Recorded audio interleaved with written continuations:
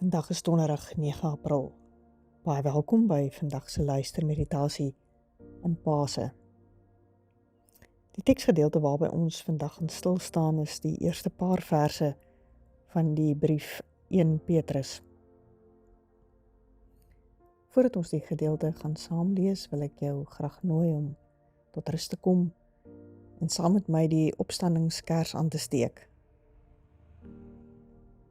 Pasen is by uitstek 'n tyd waarin ons nadink daaroor dat Jesus opgestaan het uit die dood, dat hy die dood oorwin het en dat hy die lig is vir hierdie wêreld. Al 'n paar keer lekker diep asem. En met elke asemteug herinner jouself daaraan. Christus het opgestaan en hy leef.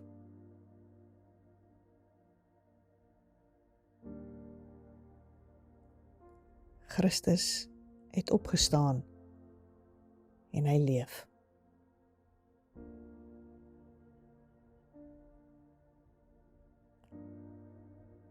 Christus het opgestaan en hy leef.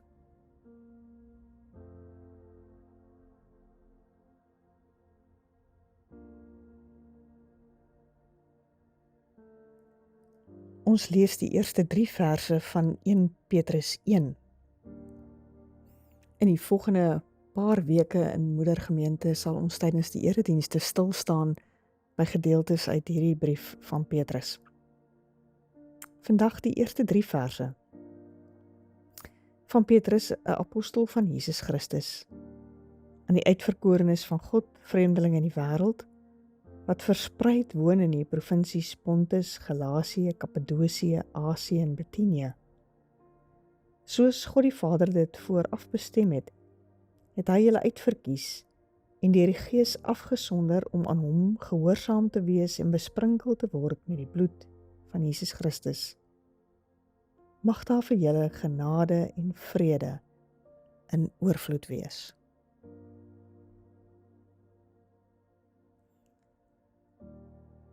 Petrus begin die brief aan die gemeentes op 'n baie tradisionele manier. Die hoofdoel van hierdie brief van Petrus is om gelowiges wat verspreid gewoon het in verskillende streke van Klein-Asië en wat vir hulle geloof vervolg en onderdruk word, om hulle te bemoedig. Om hulle te herinner daaraan dat Jesus Christus se dood en opstanding ook die belofte inhou van 'n wederkoms en dat dit die vaste fondamente is waarop hulle geloof kan bou. Petrus help hulle om weer te glo in die opgestane Here. Dit in 'n baie moeilike tyd waarin hulle dan vervolg word. Onlangs lê ek weer my hand op die boek This Beautiful Truth, How God's Goodness Breaks into Our Darkness. In die boek vertel die skrywer Sarah Clarkson van haar eie reis en worsteling met geloof en twyfel, soos die mense vir wie Petrus hierdie brief skryf. Van die teenstrydighede in hulle lewe, van groot verliese in haar eie lewe, van diep depressie en haar soeke na betekenis en hoop. Sarah Clarkson vertel dan van 'n baie besonderse ervaring, waar sy op 'n keer saam met haar ma na haar geboorteland Poland toe is. En op 'n dag het hulle nostalgies rondgeloop en dit het hulle gebring by 'n kunsmuseum. Terwyl hulle ingestap het in die kunsmuseum in, was die eerste vertrek van die kunsgalery wat hulle binne gestap het, 'n groot vertrek met hoë mure, baie ruim, lig, groot asemrowende kunswerke. Dit het haar asem weggeslaan. Dan vertel sy, kom sy by die einde van die galery en dit loop uit op 'n binnehof. Vanuit die binnehof gaan dit weer oor in 'n tweede vertrek met 'n volgende galery. Sy vertel hoe sy die volgende galery binnestap. Die galery was heelwat kleiner. Die dak baie laer, donkerder en daar het onmiddellik 'n ander ervaring op haar gewag. Die kunswerke was tonele van oorlog en dood. Sy sê dit het vir haar heeltyd gevoel sy wou wegkyk, maar met elke wegkyk het sy in 'n volgende toneel vasgekyk. 'n Toneel wat skree van pyn en seer. En sy vertel dan hoe sy nie gou genoeg die vertrek van die kunsgalery kon verlaat nie. En toe bevind sy haar weer in die binnehof. Sy vertel hoe sy binne in die binnehof gaan sit het sonder asem. 2 vertrekke, 2 kamers van die kunsgalery met 2 totaal verskillende ervarings. En sy kon die 2 ervarings, die kunsgalerye nie met mekaar versoen nie. 2 galerye, 2 stories. Die eerste, die van die goue era van oorwinning vir Poland. En die tweede, die geweldige verliese van die Tweede Wêreldoorlog, waar daar geen mooi in is nie. Waar dit moeilik is om jouself in te dink dat enige iets goeds en mooi ooit weer hier na vore kan kom. En dan vertel Clarkson hoe sy daar in die binnehof van die kunsgalery gesit het met hierdie 2 ervarings. En dan besef sy hoe die 2 vertrekke ook 'n uitbeelding is van haar eie binnewêreld. Die binneervarings van haar menswees, wat ook sulke totaal teenstrydige ervarings inhou. Mooi en donker. Hartseer en vreugde oomblikke. Moedeloosheid en hoop. In die een kamer van haar hart was die mooi van God wat haar telkens laat hoop het. Maar dan was daar ook die tweede galery in haar eie hart van vrees, negatiewe denke en verlore drome. En terwyl sy dan in die binnehof sit met hierdie intense ervarings en gewaarwordings, kyk sy op en sien sy 'n derde deur wat uit die binnehof gaan, wat net op 'n klein skreefie oop is en die lig wat helder deurkom en 'n lyn na haar maak. En sy besef, dit is die deur wat die pad uit die kunsgalery is. En dis asof die lig haar na buite nooi, uit die intense ervaring. Maar dit was ook meer. Dit was ook die uitnodiging op 'n veel dieper vlak van haar lewe. 'n Uitnodiging na lewe, na hoop, na vryheid. Sy was genooi na die derde kamer van die kunsgalery van haar lewe, waar God nuwe moontlikhede wou oopsluit. 'n Kunsgalery wat nie bestaan het uit die mooi wat verloor is of die pyn wat sy in haar lewe beleef het nie. Nie die een of die ander nie, maar waar beide die goed en mooi en die sleg en die moeilike in 'n nuwe kunstige wyse saamgevoeg word deur God, wat haar roep tot 'n nuwe lewensmoontlikheid van lewe en hoop en diep vreugde en vrede. Dis waarheen sy genooi word. En dan vertel sy hoe sy besef dat sy net weet sy sal nooit hierdie plek op haar eie kan vind nie. Die enigste wyse hieruit is as sy haar hand in God se hand sit en hom vertrou dat hy haar sal wys. En met die ervarings het sy die dag die kunsgalery in Poland verlaat.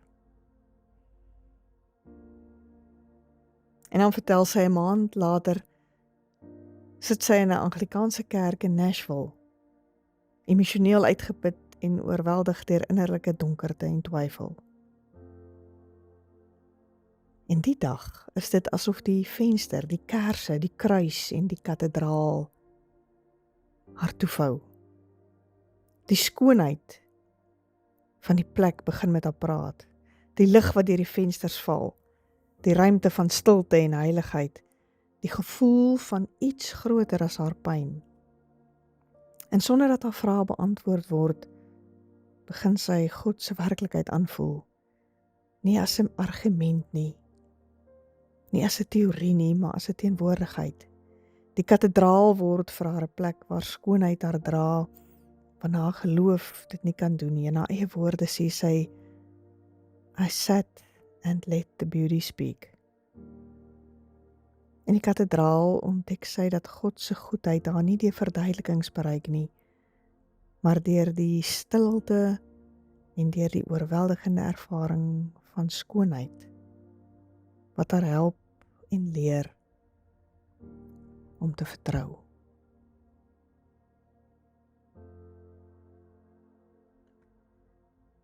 Waartoe nooi die gedagtes jou vandag? Vertoef vir 'n oomblik daarby.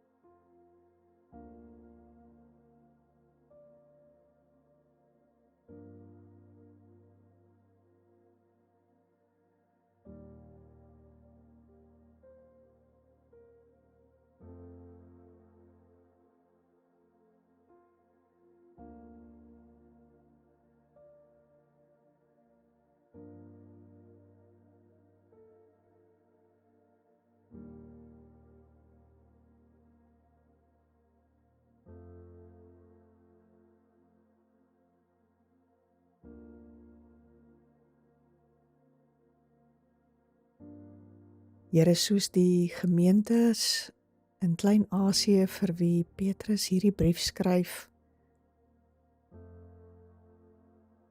soos Sarah Clarkson in die verskillende gallerye gesit het en die teenstrydighede en vasgevang geword het van goed en sleg, hoop en wanhoop, hartseer en vreugde. Kom sit ons ook vandag met ons ervarings in U teenwoordigheid. En hier sal ek sit, Here, tot die hoop en lewe en vryheid ook nuut in my deurbreek. Amen.